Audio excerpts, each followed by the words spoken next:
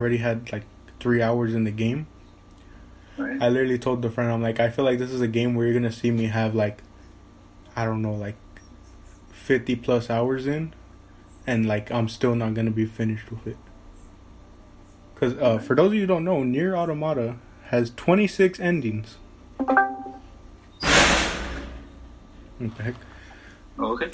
Yeah, it has 26 endings, and like some of them are just short, like die immediately, like at the start of the game, right? And that's an ending. But Right. there's like a bunch of endings and different ways to like unlock all the different endings in that game. So yeah, it's definitely gonna be a game that takes me a while. But like, do you have to play the entire game, like again once like you reach an ending? I I mean, it all depends. Cause the very first start of the game, you can't save until you get past a certain point. Right. And obviously after that, after you save, you don't have to restart the game every time. But once you get past that like first part, it's like, or no, if you don't get past that first part to the point where you can save, you got to keep doing that first part over and over until you get past it. Which I struggled with because I died and then didn't know. Because I couldn't save. Boom, had to go back to the start and redo it all over again. I see.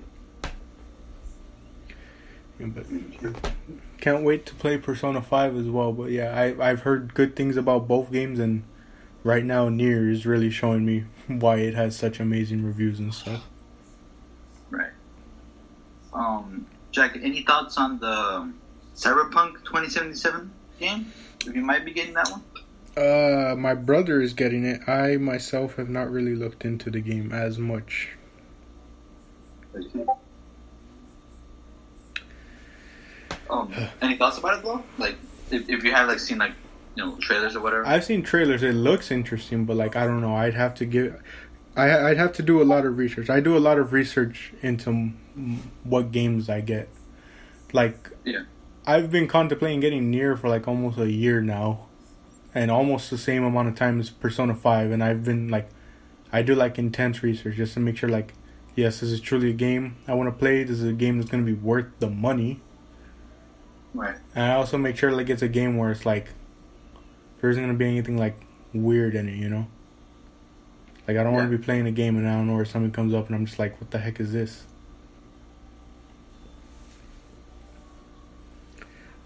What about you? I know you for a while have been talking about Cyberpunk. Yeah, because I mean, apparently the game's been in development for like 8 years now, and like now they have like Keanu Reeves as like a main selling point, as like having a side co-op character with you. Mm-hmm. And I mean, I honestly just like I like the aesthetic of like cyberpunk, like cities, like type of way of living, if that makes sense. Mm-hmm. And honestly, I just think it's super like interesting of its story and like how you can choose like the way you start your game.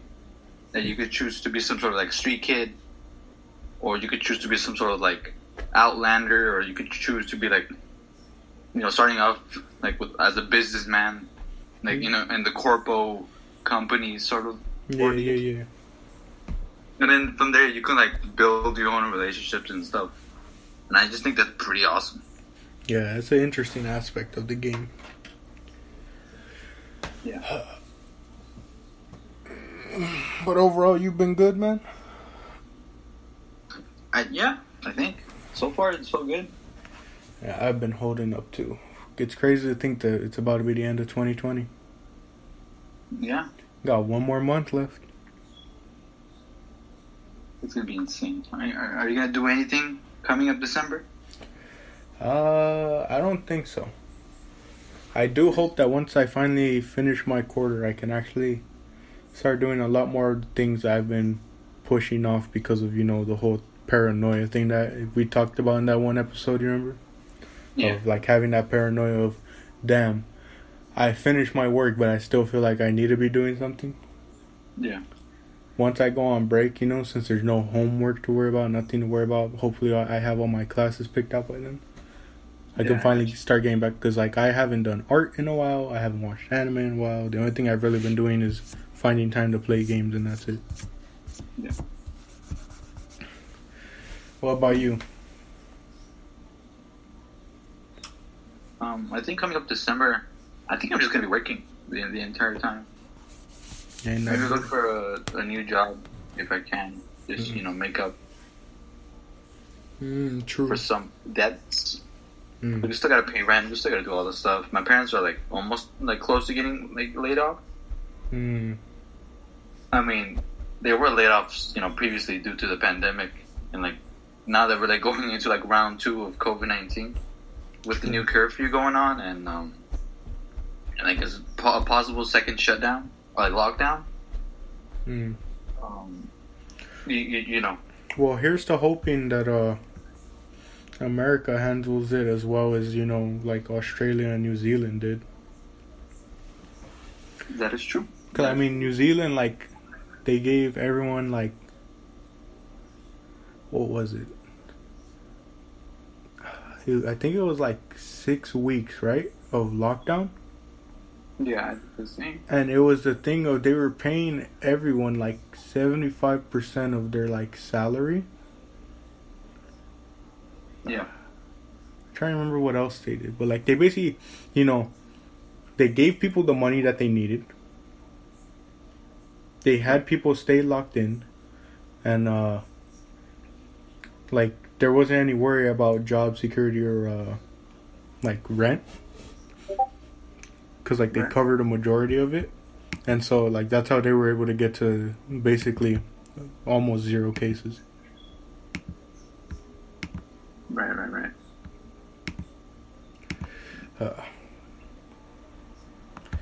All right, Dominic. Yes. So before I told you that I had a question that I recently heard. Are you ready to hear it? And this will be sort of the main topic for today's podcast episode, even though we're halfway through it. But that's okay, because I don't think this question needs a full episode for it. So, if you were a villain in either like a cartoon, a comic, an anime, whatever, right, a game, what do you think your motive would be to be a villain? Like, what would be your reasoning as to why you're a villain? Damn. I'm gonna have to think this one through. I mean, there's many motives as to why people become villains. Usually it's either through revenge, because someone that they cared for, got taken away from them, or The thing that I don't know why some villains have the motive to just like have total world domination. Yeah. Like that's the cliche villains have. Like they just want to rule over everyone, but then if you do that, and if you do actually manage to rule the entire world, what are they gonna do afterwards? Yeah. Well, here, let me break it down for you then. First off, would your reasoning be a personal reasoning or a general reasoning? Would your reason to be a villain, would you have it be something that like is something that involves something like in your backstory as the villain, or is it something general, like how you mentioned, something general like world domination or wanting to take over a nation simply because you want to? I mean, I do it over a personal reason. Like, I don't want to hurt those who are innocent, Yeah. See, because I think that's what makes the better villains is when you get the backstory to them and you get the personal reasons. And I think the best villains, which is what I bring this up because it connects to what you said, are the villains that, once you start looking to their backstory and their motives, you really kind of question, one, are they really the villain? And two, you kind of sympathize with them maybe for their reasoning and say, well, they have semi-good reasoning, but their execution of it, is kind of...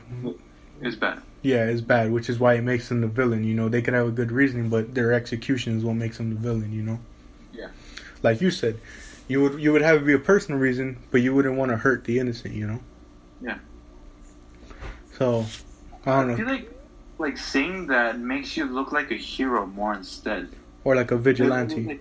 Yeah, like a vigilante. Like, let's say John Wick, for example, right? like he could be looked as a villain out of context because he's killing a bunch of people who just hurt his dog, you know. Mm-hmm. But obviously he's the hero of the story, but out of context, it makes me think that he's just killing a bunch of people just because because someone hurt his dog and stole his dog, I think, or something like that. Mm-hmm. I don't remember the story correctly for John Wick, but killing a bunch of people because someone was taken away from you could be used as the same personal anecdote for a villain. Mm-hmm. And so, like, trying to classify a villain, I think a villain is mostly for trying to, how do you call it, like terrorize a general public, if that makes sense. Like a villain's main purpose is to simply terrorize those around, just to cause fear at the end of the day. Yeah, like Joker.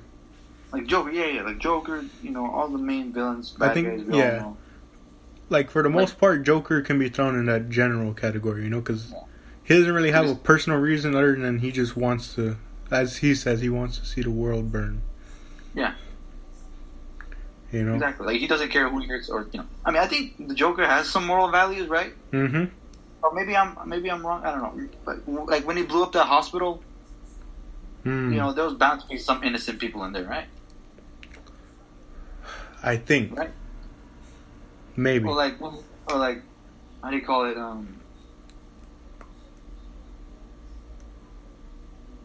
What was it?